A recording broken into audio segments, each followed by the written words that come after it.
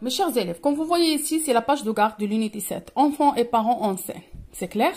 Alors, ici, la question qui se pose, qu'est-ce qu'on nous montre qu'il s'agit d'une scène? À part le titre qu'on vous voit ici, il y a la scène, et vous savez, la scène, elle a une relation avec le théâtre. Alors, on va essayer de répondre aux questions. Qu'est-ce que peut faire penser au théâtre sur cette image? J'ai dit, à part le titre, là, il y a la scène. Et la scène, elle a une relation avec le théâtre. Regardez bien les personnages. Regardez bien leurs costumes. Regardez bien leurs expressions. Comment ils voient le garçon qui est debout au milieu. C'est clair. Et les autres le regardent d'une façon qui est intensément. Ils le regardent intensément. Alors, regardez ici. Il s'agit, automatiquement, on voit qu'il s'agit d'une pièce de théâtre. C'est clair. À partir aussi de la lumière.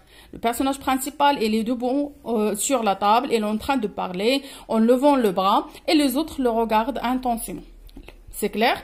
Alors, qui sont selon toi les différents personnages? Alors, selon l'image, il s'agit d'une famille. Il y a le père, il y a la maman, il y a 3 filles, 2 garçons. Regardez la maman, il tient une des filles sur le genou. Ils sont regroupés autour d'une table, alors qui évoque l'environnement quotidien de la maison. Alors on voit comme j'ai des 3 filles, 2 garçons. Alors, ils sont frères et sœurs. Ils n'ont pas le même âge. Ils ont l'âge différent. Alors, le plus jeune, le plus petit, il est ici monté sur la table. Il appuie sur une béquille.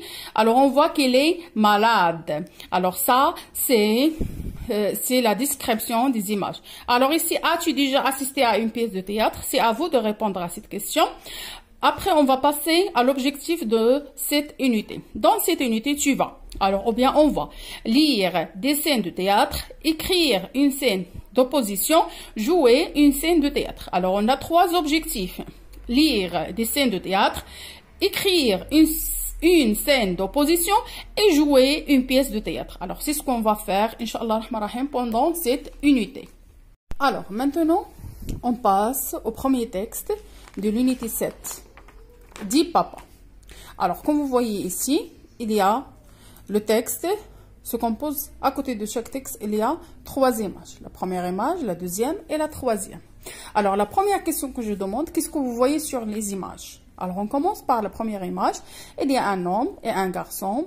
Alors, l'homme a un détecteur de métaux sur les mains. Il est en train de chercher le métal. Alors ça, c'est un détecteur de métaux qui cherche le métal, que ce soit l'or, que ce soit le bronze, que ce soit le cuivre, et ainsi de suite. C'est clair? Alors, ils sont dans une forêt. La deuxième image, la même chose. Alors, l'homme ici, il est en train de parler avec le petit enfant. Je ne sais pas qu'est-ce qu'il est en train de dire. Peut-être qu'il lui explique qu'est-ce qu'il va faire avec ce détecteur. Peut-être qu'il lui explique ou bien qu'il lui dit qu'ils vont trouver du trésor. On ne sait pas. Alors, on fait des hypothèses. À la fin, ici, on voit que l'homme serre la main de petits garçons et ils ont l'air satisfaits. Ils ont l'air satisfaits. Alors, comme vous voyez ici, le titre, c'est « Dis papa ». Alors, la source de ce texte n'est pas écrit. Ils n'ont pas écrit de extrait ce texte. Il y a un petit chapeau ici. Lorsqu'on va le lire, on va savoir, on va prendre une idée de quoi va parler ce texte. Alors, Mosik c'est qui? Est un petit garçon. Alors, le petit garçon, il s'appelle Mosik, qui pose beaucoup de questions. Ce dimanche matin, il accompagne son père dans une grande forêt. Il cherche des trésors avec un détecteur de métaux. Alors, ils ont donné le lieu, les personnages et le temps. Alors, ce matin, c'est le temps. Là, il accompagne son père dans une grande forêt. Le lieu, c'est une grande forêt. Les personnages, c'est Mosik et son père. Et Mosik, il n'arrête pas de poser les questions. Alors, et comme vous voyez ici, il y a Mosik, papa, et ainsi de suite. Alors, les personnages, ils sont en train de parler. Il y a des tirets. Alors, c'est un dialogue entre papa et Mosik ou bien Mosik et papa. C'est clair? Alors, on va lire tout ce texte. Alors, il est facile à comprendre. Après, on passe à un petit résumé de quoi parle ce texte. C'est clair? Alors, après la lecture, Alors, on a dit que Mossik, c'est un enfant qui pose beaucoup de questions. Alors, il a posé une question à son père. Il a dit, voilà, mon père, la maîtresse nous a appris la langue maternelle, mais il n'a pas appris la langue paternelle. C'est clair? Alors, le papa, il a pris l'occasion pour faire silence à son fils. Alors, qu'est-ce qu'il a dit? Il a dit, voilà, que la langue paternelle, c'est une langue entre le papa et son fils. Et c'est une langue qui est silence, qu'on ne parle pas, qu'on ferme seulement, on se tait, on ferme seulement la bouche, on parle jamais. C'est clair? Pourquoi ça? Pourquoi il a fait ça? Pour que son fils s'arrête de poser des questions, parce qu'il n'arrête pas de parler. Même s'il fait ça, et à la fin, on trouve que le fils, il pose des questions. C'est ça la langue paternelle? C'est ça, c'est la langue du silence. Et il n'arrête pas. Alors, à la fin, le papa, il dit, chut, la langue paternelle, c'est la langue de silence, c'est-à-dire personne ne va parler. Seulement, tu vas prendre mes bras et tu vas arrêter de poser des questions. Alors, ça, concernant le texte. Alors, je souhaite que c'est très facile. Alors, que veut savoir Mossik? On va essayer de répondre quelques questions. Que veut savoir Mossik? Mossik, il veut savoir qu'est-ce que ça veut dire la langue paternelle. Pourquoi le père ne répond-il pas de suite? Le père, il ne répond pas de suite parce qu'il n'a pas une définition. Il cherche quelque chose dans sa tête. C'est clair? Alors, relève les phrases qui indiquent que le père aime le silence. Alors, on a ici silencieusement.